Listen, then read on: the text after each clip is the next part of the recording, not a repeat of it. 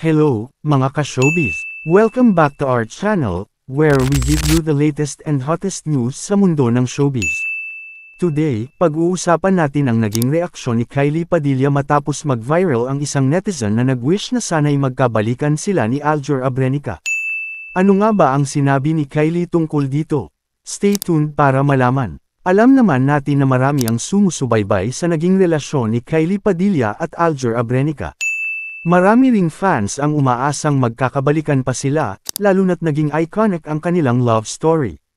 Ngunit sa latest na balita, isang netizen ang nag-post ng kanyang hangarin na sana'y magbalikan na si Kylie at Aljur.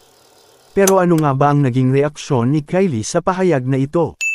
Sa paggunita ng Children's Month, nag-post sa Instagram ng video si Kylie Padilla na kasama niya ang mga anak na sina Alas at Axel.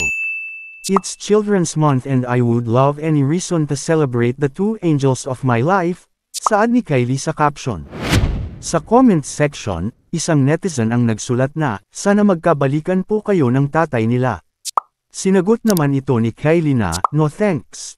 We good. Tila hindi na talaga interesado si Kylie na muling balikan ang nakaraan. Ayon sa kanyang sagot, nagpapasalamat siya sa pagmamahal ng kanyang mga fans pero masaya na siya sa kanyang kasalukuyang estado. Ipinahayag niya na mas mabuti na silang magkaibigan ni Aljur ngayon, lalo na para sa kanilang mga anak. Mukhang naka-move on na talaga si Kylie at focused na siya sa kanyang sariling happiness at growth. She's been very vocal about how important self-love is, especially after a breakup. Sinabi rin niya na masaya na siya sa kanyang current life at wala siyang balak bumalik sa kanilang relasyon.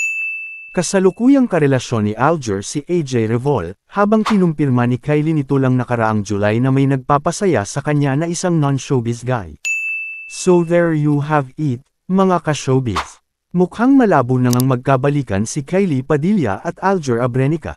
Both have moved on sa mga buhay nila, and they're prioritizing what's best for their kids. Ano sa tingin nyo? Dapat pa ba silang magbalikan o tama na ang kanilang desisyon? Let us know your thoughts in the comment section below. Don't forget to like, subscribe, and hit that notification bell para lagi kayong updated sa mga latest chika. Hanggang sa muli, mga ka-showbiz!